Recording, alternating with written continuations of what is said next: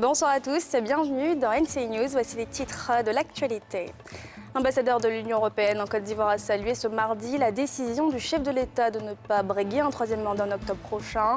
Invité de l'UNGCI ce mardi, Jobst Van Kerschman annonce que l'Union européenne soutiendra le processus électoral à hauteur de plusieurs milliards de francs CFA. Des flammes dévorantes ont ravagé le marché d'Adjamé Roxy hier soir aux alentours de 20h. Aucune victime n'est à déplorer, mais plusieurs dégâts matériels ont été observés ce matin. Depuis le début de l'année, c'est le troisième marché qui prend feu dans le pays. Et puis une bonne nouvelle pour le monde de la santé, un nouveau patient jusqu'alors séropositif a guéri du sida à Londres. C'est ce qu'annonce ce mardi ses médecins. C'est le deuxième patient dans le monde, presque 10 ans après le premier.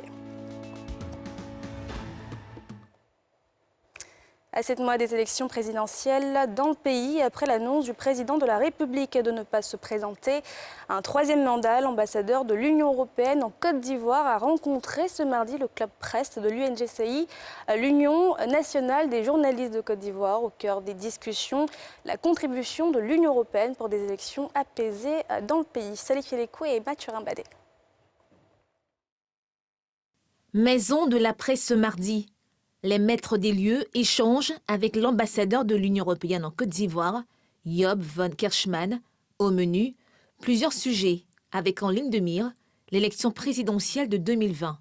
À ce sujet, l'ambassadeur a salué, face à la presse nationale et internationale, la décision du chef de l'État ivoirien de ne pas briguer un autre mandat, toute chose qui contribuera à l'apaisement selon lui. Le président a pris une décision qui a donné un signal d'apaisement, une boule d'air. Au-delà de cela, et ça a donné un message au-delà de la CEI. Ça a donné un message en Afrique de l'Ouest, en Afrique tout court, mais aussi à l'échelle mondiale, de dire moi, je me retire. L'Union européenne en Côte d'Ivoire, à en croire Job Van Kerschman, va soutenir le processus électoral, à plusieurs niveaux. Nous, on finance des actions avec la société civile, vient de démarrer des projets aux alentours de 3 milliards francs CFA dans le pays, dans une année électorale, avec la société civile. Donc ça, c'est notre contribution principale. Et puis après, on envisage aussi d'aider le PNUD dans le fonds qui sont mis en place pour les élections. Avant de quitter ses hôtes, le premier responsable de l'Union européenne en terre ivoirienne a exhorté hommes et femmes de médias à plus de responsabilités afin de favoriser un climat électoral apaisé. Sur votre rôle, vous êtes les représentants de la presse et bien sûr vous reflétez en Côte d'Ivoire toutes les visions différentes. Mais vous jouez un rôle absolument crucial dans une année électorale et c'est d'aider à d'un côté être objectif et informé, mais d'un autre côté aussi à ne pas diviser. Et donc c'est important et ce n'est pas un rôle facile. Dans un message sur l'état de la nation jeudi dernier à Yamoussoukro, la capitale politique ivoirienne, Alassane Ouattara a annoncé devant les sénateurs et les députés réunis en congrès qu'il ne sera pas candidat à l'élection présidentielle d'octobre 2020, une élection à la fois attendue et redoutée dans le pays. Encore des flammes, des larmes et des frayeurs dans un marché d'Abidjan. Hier soir, un grave incendie s'est déclaré cette fois au marché Petit Lomé, près du célèbre point de vente de médicaments baptisé Roxy. Sur ce site de vente d'habits, plus de 300 occupants des lieux, dont des couturiers et des commerçants, ont vu leurs biens emportés par le feu. Les sinistrés désemparés appellent l'État et les bonnes volontés au secours. Timé Danger, Fulgence Kissiedo. Ambiance lourde ce mardi à Adjamé Petit Lomé. La raison, cet incendie survenu dans la nuit d'hier lundi sur cet immeuble où exerçaient en moyenne 300 commerçants et artisans, dont des couturiers et des blanchisseurs. Des heures se sont déjà écoulées, mais la douleur du sinistre reste encore intacte.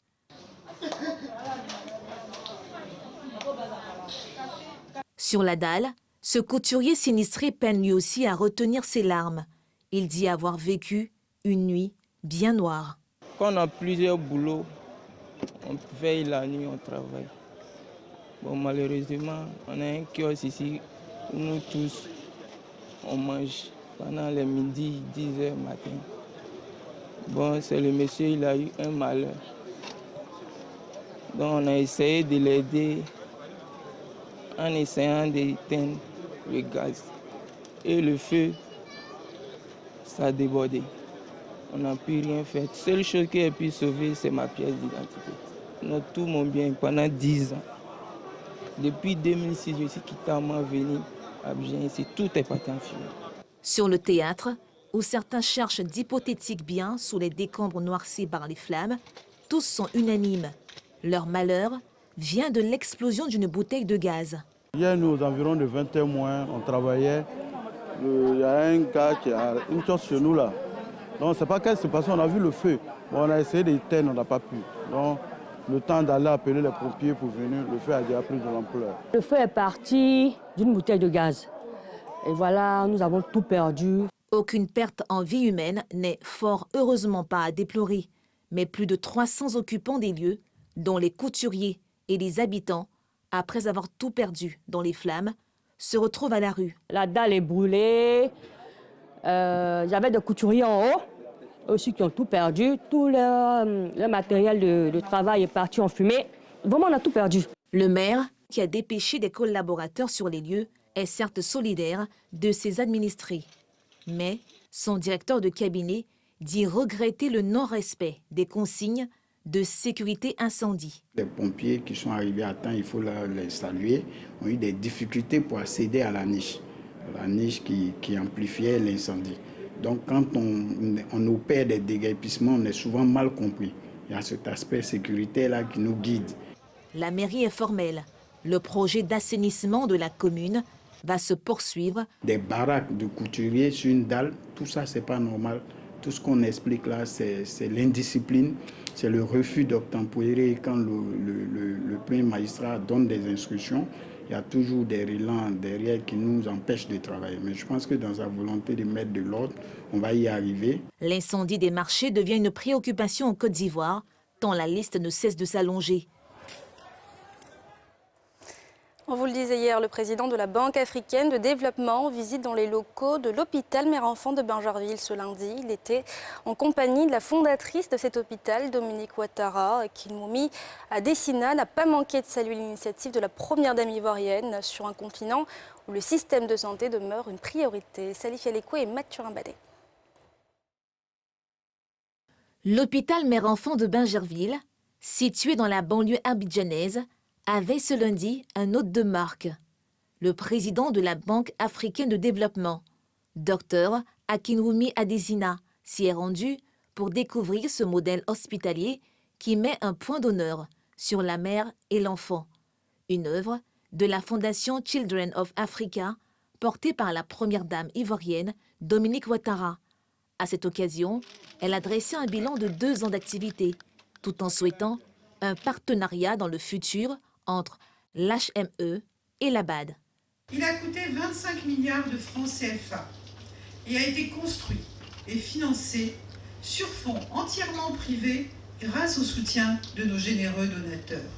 Aujourd'hui, après 2 ans de fonctionnement, l'hôpital a déjà reçu 68 000 patients et est très apprécié des populations. L'HME prend en charge 25% de patients indigents qui sont soignés gratuitement, notre ambition étant de soulager les familles défavorisées qui ne peuvent pas avoir accès à des soins de qualité. Ils sont exactement dans les mêmes conditions que les patients qui payent. Dr Akinwumi Adesina, qui avait à ses côtés son épouse, a exploré les différents compartiments de cette réalisation dédiée à la santé en plein cœur de la 2e capitale historique ivoirienne. Séduit, le président de la BAD n'a pas caché ses émotions. Votre hôpital donne l'espoir pour les mamans et donne l'espoir pour les enfants. Madame la Première Dame, vous êtes un exemple pour l'Afrique. C'est un exemple de l'Afrique que nous voulons. Ça veut dire que c'est possible. L'hôpital Mère-Enfant s'étend sur une parcelle de 4,9 hectares, avec une surface bâtie de 16 300 mètres carrés. Il compte 475 employés, avec une capacité d'accueil de 130 lits. Dans le cadre du programme social du gouvernement ivoirien, la BAD apporte un appui financier d'un montant total de plus de 240 milliards de francs CFA pour la réhabilitation et la mise à niveau d'une quarantaine d'établissements sanitaires publics à travers l'ensemble du pays. Le ministère de l'Enseignement supérieur et de la Recherche scientifique a lancé l'opération de recrutement 2020 des enseignants du supérieur avec une innovation. Dorénavant, plus besoin de se déplacer ou encore de téléphoner pour postuler aux offres d'emploi. Tout se fait désormais en ligne, le but étant de simplifier la tâche aux enseignants et chercheurs en quête d'emploi. Pierre Dipomela et Mathieu Rabadet. Le système informatique interconnecté permettant d'optimiser le recrutement des enseignants-chercheurs dans les universités ivoiriennes a été présenté officiellement par le ministère de l'Enseignement supérieur et de la Recherche scientifique. Cette application web est aussi un outil moderne dans la gestion quotidienne des agents. Elle permettra, entre autres choses, de maîtriser les présences au poste des agents, de gérer leurs mouvements, de gérer les recrutements et la promotion des personnels.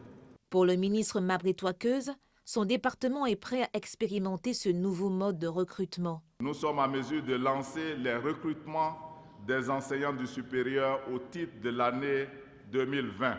Ces recrutements permettront certainement d'améliorer le ratio enseignants-étudiants avec un impact positif sur l'encadrement et le rendement des apprenants. Dans les prochains jours, les enseignants vont être formés à ce nouvel outil. Le ministre invite chaque agent à jouer son rôle pour le bon fonctionnement de ce système. Cette année, 400 postes budgétaires de recrutement sont à pourvoir dans les emplois d'assistants, assistants-chefs cliniques et attachés de recherche. Et cette bonne nouvelle concernant la lutte contre le VIH-Sida, un nouveau patient jusqu'alors séropositif a guéri. C'est ce qu'indiquent aujourd'hui ses médecins. Plus aucun signe du virus n'a été détecté chez lui depuis 2 ans et demi, bien qu'il ait arrêté de prendre ses antirétroviraux. Ils ne sont que 2 dans le monde à ce jour à s'être complètement remis du VIH, connu comme le patient de Londres. Ce second patient, un vénézuélien de 40 ans, a lui aussi bénéficié d'une greffe de cellules de souche. Elles étaient issues de différents donneurs qui étaient porteurs d'une mutation génétique rare empêchant le sida de s'implanter. Et toujours dans l'actualité médicale, le Burkina Faso voisin qui fait désormais partie de la liste des pays touchés par le coronavirus. 2 cas confirmés pour l'instant et une 3e personne toujours en confinement par précaution. Il s'agit d'un couple de Burkinabés de retour de France depuis le 24 février dernier. Et c'est seulement hier que le couple a été diagnostiqué positif à ce virus. Le Burkina Faso, qui fait désormais partie des 7 pays d'Afrique subsaharienne à être affectés par le Covid-19. L'RDC qui vient également de confirmer un premier cas sur son territoire. Yéli Traoré. Le Burkina Faso a enregistré 2 premiers cas de coronavirus lundi, selon la ministre de la Santé du pays. Les 2 personnes infectées sont de nationalité burkinabé. Il s'agit d'un homme de 73 ans et de sa femme de 57 ans, rentrés d'un séjour à Mulhouse, en France, depuis le 24 février dernier. Cette patiente ayant récemment séjourné à Mulhouse, en France, avec son époux et une 3e personne, est rentrée le 24 février 2020 sans aucun symptôme. Elle aurait présenté de la fatigue, un rhume et une forte fièvre le 28 février qui a nécessité une consultation médicale par un médecin de famille qui a diagnostiqué sur la base d'analyse médicale et traité une dengue. Devant la persistance des signes initiaux et l'apparition d'une gêne respiratoire, la cellule de veille du ministère de la Santé a été alertée. Dans un élan de sensibilisation et d'information, la ministre de la Santé tente de tordre le cou aux idées reçues sur cette maladie hautement contagieuse. Toutes les 3 qui ont voyagé, ce sont des personnes de nationalité burkinabé, nées burkinabé, de nationalité burkinabé, peau teint noir, parce qu'il a été dit que la maladie, la peau noire est réfractaire à la maladie. La ministre a assuré que le pays s'est donné les moyens de faire face à la maladie et que les analyses de laboratoire se font sur place. Pour rappel, en Afrique subsaharienne, d'autres cas de coronavirus avaient été signalés au Nigeria, au Sénégal, en Afrique du Sud, au Cameroun au Togo, sans compter la RDC où un cas a été signalé en fin d'après-midi.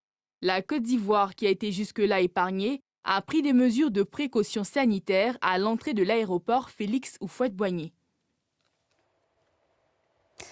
Le Premier ministre soudanais a échappé hier à un attentat terroriste à Khartoum où une bombe a été déclenchée au passage de son convoi.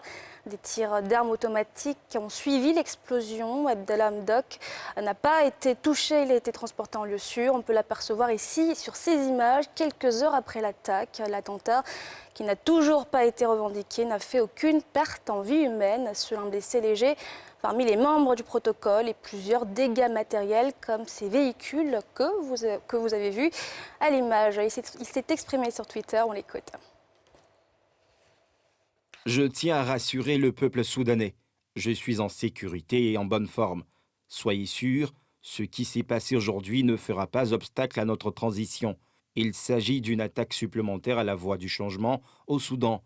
Nous avons payé un lourd tribut pour cette révolution afin d'avoir un avenir meilleur et une paix durable.